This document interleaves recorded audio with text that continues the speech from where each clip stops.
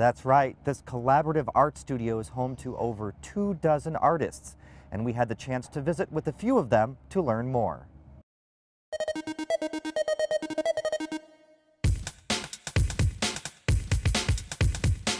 Not easy being an artist. You're not just making art, you have to be administration, you've got to be an educator, you've got to plan out things and be an architect. I mean, being an artist is being like 8 other jobs.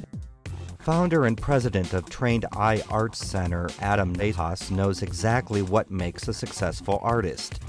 That's why he and a few creative others are settling down in a West Side warehouse to give Bloomington something it has always needed but never really had.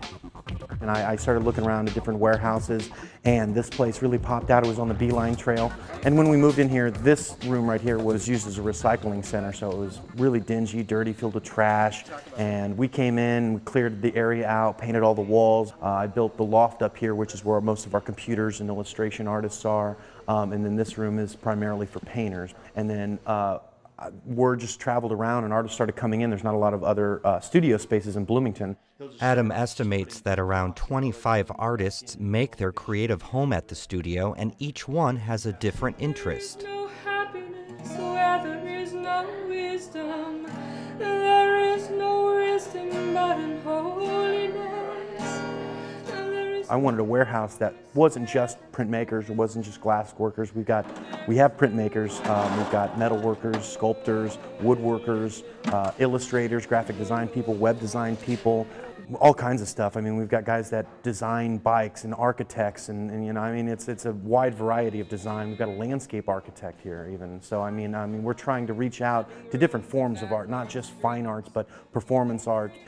We've got people that do novels and mixed media and just all kinds of stuff. And I'm just hoping to continually expand. And that expansion includes outreach to the community.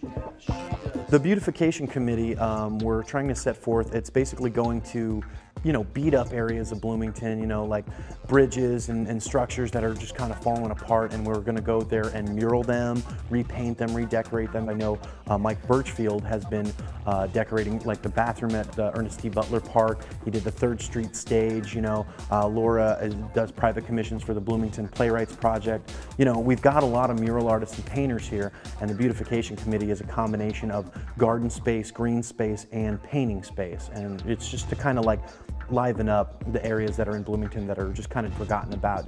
Adam also sees the Trained Eye Arts Center as being a place where those who have the interest but may not have the expertise can come and learn from local pros. And a big portion of how we're going to be a non-for-profit organization and be a really big community involvement group is by giving back through education. And whether it's going to be art appreciation, art history, whether it's like a lecture base, or if it's going to be hands-on, like workshops. We'll have welding workshops, painting workshops, live model drawing classes, charcoal, eventually ceramics. While serving one common goal, helping the community through continuing its appreciation of the creative culture. In addition to studio space and, you know, do-it-yourself workshop space, being a member, being able to use the tools, I also want the artists to be able to educate the community about, you know, their specific media or you know, their specific talent. And you can come out to meet Adam and all the artists in person this Saturday. The Trained Eye Arts Center will be hosting a grand opening benefit party that will include performances, hot air balloon rides, food and drink, and of course, art.